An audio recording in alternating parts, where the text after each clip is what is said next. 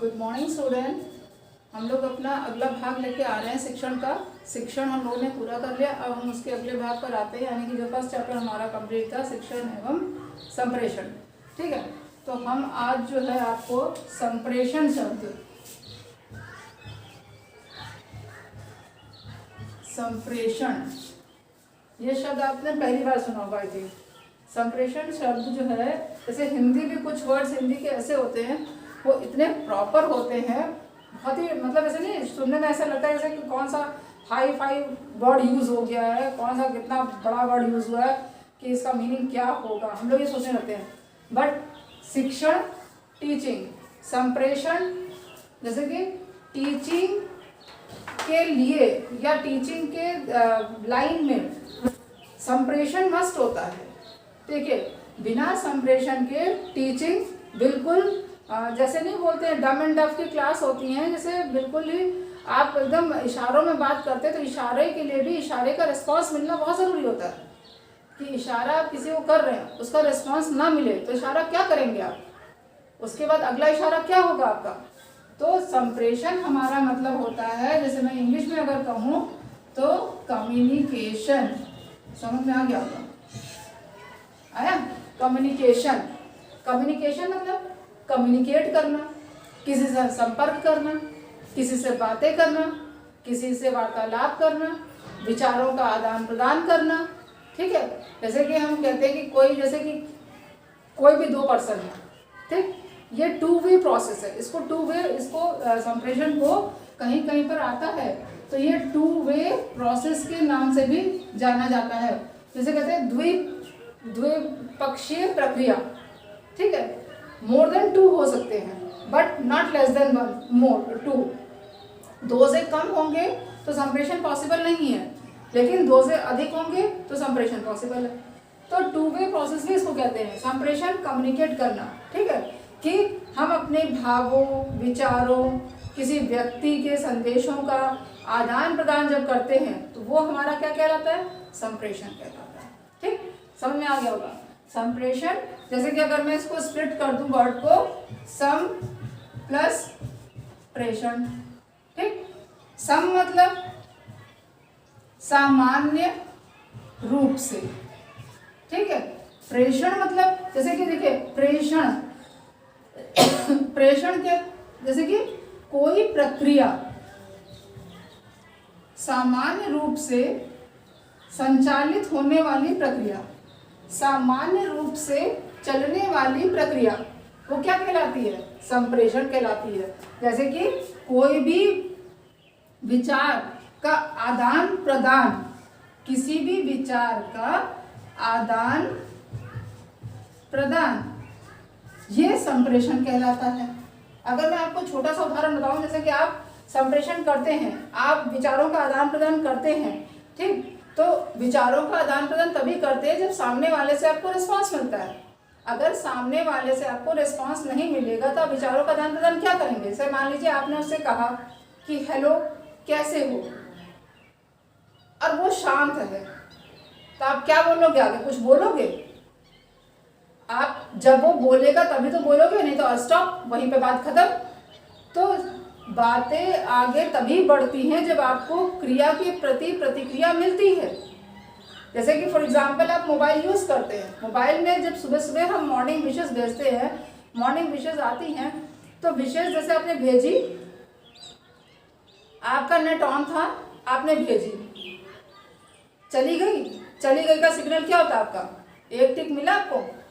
उसके बाद अगर उसका नेट खुला हुआ है तो डबल टिक, हमने क्या समझा कि हाँ मैसेज पहुंच गया। ये कैसे मिला आपको कंफर्मेशन, डबल टिक से तो मिला, बाकी उसने क्या मुंह से बोला था, नहीं बोला। अगर सिंगल टिक होता तो हम क्या सोचते हैं, अभी उसका नेट बंद है। अब उसके बाद उस जब वो कलर्ड में आ गया, ब्लू टिक हो गया, तब क्या हुआ, हाँ उसने देख लिया,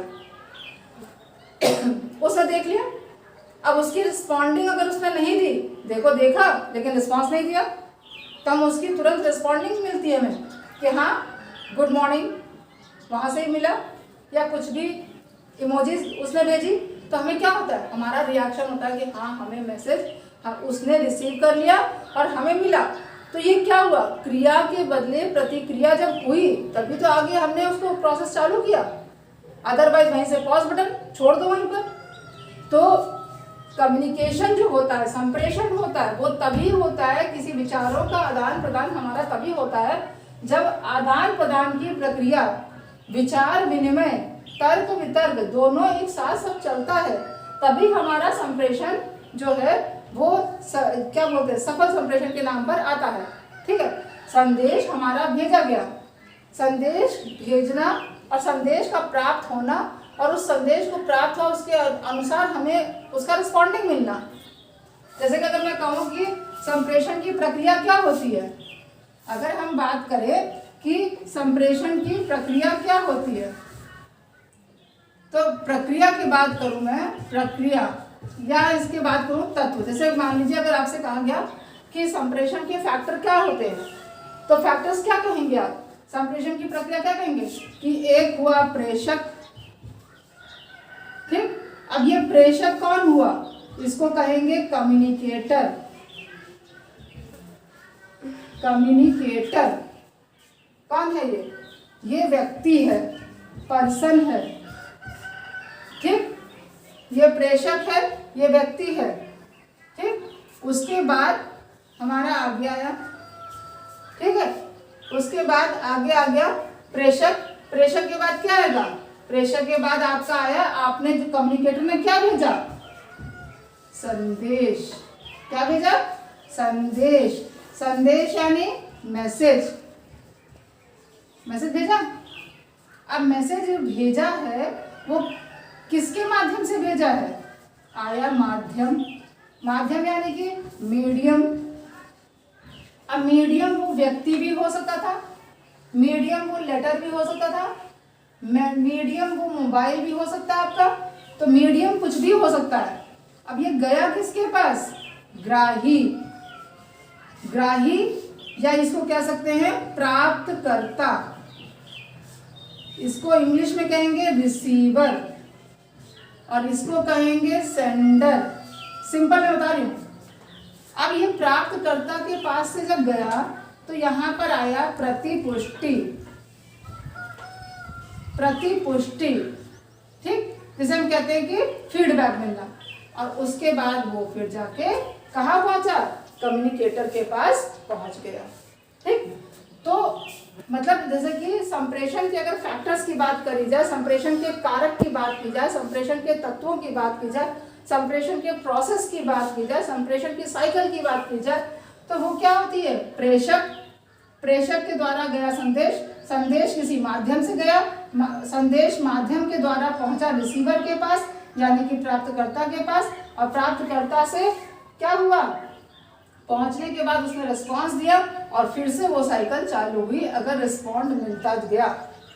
और ये संप्रेषण क्रिया इस तरीके से चलती चली गई। तो टीचिंग में संप्रेषण बहुत इंपॉर्टेंट रोल प्ले करता है। जैसे मान लीजिए हम पढ़ा रहे हैं, हमने कोई प्रश्न पूछा या हम समझा रहे हैं और हम उसके बाद एक बात बोलते हैं कि समझ में आया आप लोगों को, अगर हाँ तो हम आगे बढ़े, अगर नहीं तो इसको फिर से एक बार रिकॉल कर दे या फिर से एक बार समझा दें। कहते हैं कि नहीं कहते? तो ये क्यों कहते हैं, ये आपके सामने हम उत्तर जानने के लिए तो कहते हैं। तो ये क्या हो रहा है, ये विचार विनिमय हो रहा है, विचारों का आदान प्रदान हो रहा है। अब यहीं पर अगर आप बिल्कुल सन्न कर बैठे, कोई रिस्पॉन्ड नहीं दे रहा है हमें, क्या समझ में आया कि नहीं आया, तो हम क्या करते हैं, हम आगे बढ़ाते हैं, हम अपने मन की फिर करते हैं। आपको भले समझ में आया ना हो लेकिन हम अपने मन से आगे बढ़ जाते हैं। इससे क्या होता है, इससे अगर आपको पिछला समझ में नहीं आया तो उसकी रिकॉलिंग नहीं हो पाती है। तो कम्युनिकेशन जो होता है वो अच्छा करने के लिए हमें अपने भावों, विचारों और जो हमारे संदेश हमें हैं उनका आदान प्रदान हमें बहुत ही सुनियोजित ढंग से करना पड़ता है। ठीक, ये हमारा हो गया संप्रेषण का थोड़ा बहुत मतलब और उसकी प्रक्रिया। ठीक, अगर हम बात करते हैं, मान लीजिए अर्थ की बात करते हैं तो बहुत शॉर्ट एंड स्वीट है, एक लाइन का रहता है कि संप्रेषण के अंतर्गत दो या दो से अधिक व्यक्ति, संप्रेषण के अंतर्गत दो या दो से अधिक व्यक्ति अपने विचारों का आदान प्रदान, विचार में भाव जोड़ लीजिए, संदेश जोड़ लीजिए, यानी कि भावों, विचारों और संदेशों का आदान प्रदान करते हैं, वो क्या कहलाता है? संप्रेषण कहलाता है। अब संप्रेषण की ये प्रक्रिया है, यानी कि प्रोसेस है, इसको समझाना है तो प्रेषक, संदेश, माध्यम आप कुछ भी बना सकते हैं, ऑडियो विजुअल कुछ भी रहता है, ठीक है। और फिर प्राप्तकर्ता, जो ग्राही भी कहते हैं, रिसीवर, यानी कि उसके बाद उसका फीडबैक मिला, प्रतिपुष्टि, और वो पहुंच गया फिर से कम्युनिकेटर यानी कि प्रेषक के पास, ठीक। तो ये हमारा इतना हो गया संप्रेषण का अर्थ और उसकी प्रक्रिया। अब हम आगे बढ़ते हैं इसके किसके बारे में? आवश्यकता एवं महत्व के बारे में बात करते हैं, ठीक। संप्रेषण की आवश्यकता क्या होती है, मतलब कहने का कि संप्रेषण की आवश्यकता पड़ती क्यों है, और महत्व की चर्चा करेंगे कि महत्व क्या है, उसका इंपॉर्टेंस क्या है आखिर। आवश्यकता एवं महत्व की बात करते हुए हम लोग आगे बढ़ते हैं। संप्रेषण की आवश्यकता एवं महत्व, देखिए आवश्यकता और महत्व के बारे में अगर बात बताएं तो देखिए संप्रेषण की आवश्यकता क्यों पड़ती है और इसका इम्पोर्टेंस क्या है। तो संप्रेषण जो होता है यानी कि कम्युनिकेशन, हम किसी से कम्युनिकेट क्यों करते हैं बताइए? हम कम्युनिकेट करते हैं जैसे मान लीजिए सोशल गेस्चर बढ़ाना है अपना, सामाजिक पारस्परिक संबंध बढ़ाने हैं हमें अपने, तो उसके लिए बात करनी बहुत ज़रूरी होती है कि नहीं होती है? विचारों का आदान प्रदान, हम कुछ अपने बारे में बताते हैं, सामने वाला अपने बारे में बताता है, हम अपने एरिया के बारे में बताते हैं, वो अपने माहौल के बारे में बताता है जहाँ वो रह रहे हैं, और धीरे धीरे हमारे विचारों का आदान प्रदान जो होता है इतना अच्छा होता है कि जिसके साथ संबंध जो होते हैं हमारे आगे बढ़ते चले जाते हैं। ये संप्रेषण ही तो है। तो संप्रेषण को कह लिया अगर तो सम्मान, विश्वास और मतभेदों के लिए, ऐसा नहीं होता है, सम्मान बढ़ाने के लिए भी हम लोग कम्युनिकेशन करते हैं, संप्रेषण करते हैं, और विश्वास जागृत करने के लिए भी करते हैं, और यूँ कहने कि मतभेदों को दूर करने के लिए, जैसे मान लीजिए कभी कभी कुछ अंडरस्टैंडिंग मिसअंडरस्टैंडिंग हो जाती है तो उनको दूर करने के लिए यूज़ करते हैं, कम्युनिकेट करते हैं, बातचीत करते हैं, करते हैं कि नहीं करते? तो संप्रेषण की आवश्यकता और महत्व की बात करें तो हमारे जैसे कहते हैं एक लाइन में अगर कहें तो सम्मान, विश्वास और मतभेदों को दूर करने के लिए वहाँ पर ये हमारे संप्रेषण सहायक होते हैं। अब इन्हीं बातों को जो एक लाइन में मैंने बात कही, इसी को कुछ पॉइंट्स के थ्रू रखा गया है, ठीक। कि जैसे हम कह सकते हैं कि विचारों का स्थानांतरण के लिए, जैसे कि पहला पॉइंट हमारा कह रहा है कि विचारों के स्थानांतरण के लिए, विचारों के स्थानांतरण मतलब फॉर ट्रांसफर ऑफ आइडियाज, कि हमारे विचार हम ट्रांसफर कर रहे हैं किस तक? अगले तक। टीचर के पास बहुत सारे विचार होते हैं, एक शिक्षक के पास बहुत सारे विचार होते हैं, विचारों का भंडार होता है, तो उसका आदान प्रदान कहाँ करता है? छात्रों के साथ, शिक्षार्थियों के साथ, ठीक।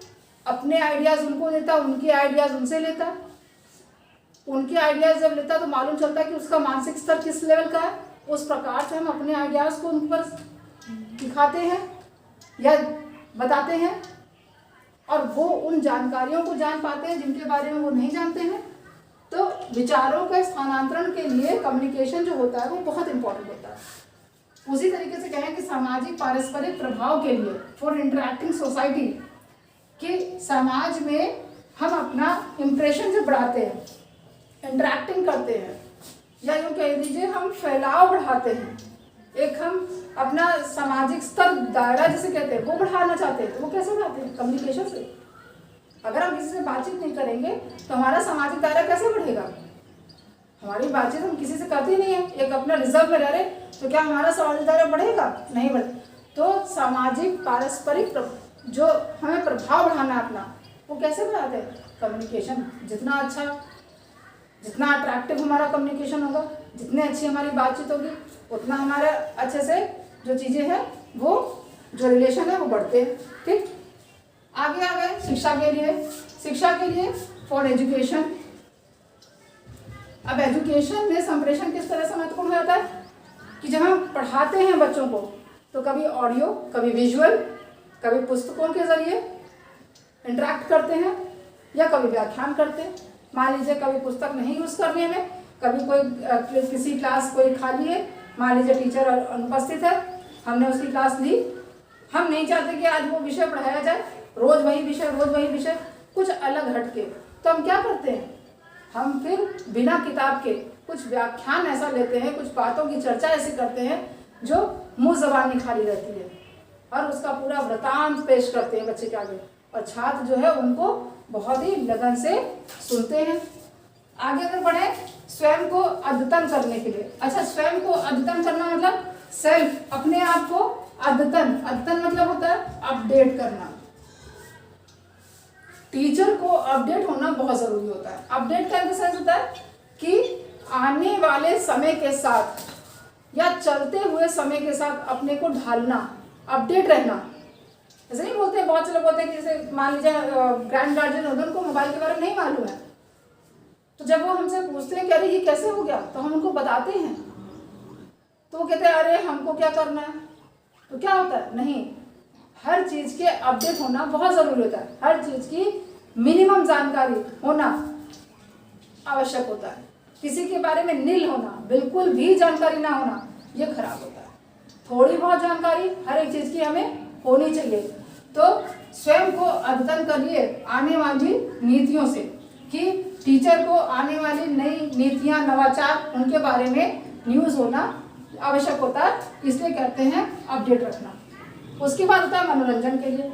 अब कम्युनिकेशन मनोरंजन के लिए कैसे, कि हम छात्रों को किस विधि से पढ़ा रहे हैं, भिन्न भिन्न विधि से पढ़ा रहे हैं। हमने आज बच्चों को बोला ठीक है कल हम इस विधि से पढ़ाएंगे, और हम अपनी विधियाँ चेंज करते हैं, उनको मनोरंजन करते हैं। कभी खेल विधि से, कभी चुपचाप, कभी ड्राइंग विधि से, कलात्मक विधि से। तो ये मनोरंजन के लिए। वैश्विक जानकारी के लिए, वैश्विक मतलब यहाँ पर विश्व की जानकारी। एक टीचर को, एक शिक्षक को विश्व की जानकारी कहने का मतलब है कि पाठ से जुड़े संस्करण और उनके बाहरी आवरण से भी उनकी जानकारी होनी चाहिए टीचरों को। कि मान लीजिए छात्र कक्षा के बाद अगर कोई प्रश्न पूछता है तो उसके विषय में शिक्षक थोड़ा बहुत कुछ बता पाए, या उन दिनों जो नए कोई ऐसा क्रियाकलाप न्यूज़ में चल रहा है, समाचारों में आ रहा है, रोज की चर्चाओं में चल रहा है, और उसकी जानकारी है ही नहीं हमको, तो उसके बारे में जानकारी होनी जरूरी होती है। देश के बारे में हम जानते हैं, लेकिन कुछ अन्य देशों की जानकारी भी रखना जरूरी होता है, जहाँ पर हम बाहर के बच्चों को, छात्रों को उन जानकारियों से अवगत करा सकें।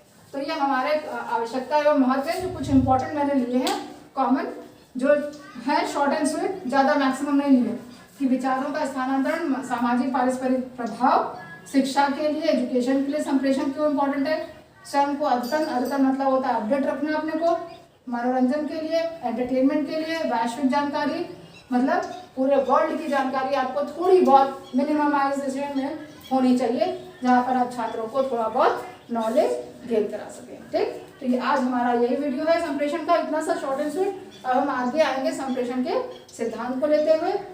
तब तक बने रहिए हमारे साथ, लाइक एंड शेयर करिए, सब्सक्राइब करिए, और इसके बारे में पढ़ते रहिए, तो आप लोगों के लिए अच्छा रहेगा। या रिविजन के तौर पे चल रही क्लासेस, तो रिवाइज करते रहिए।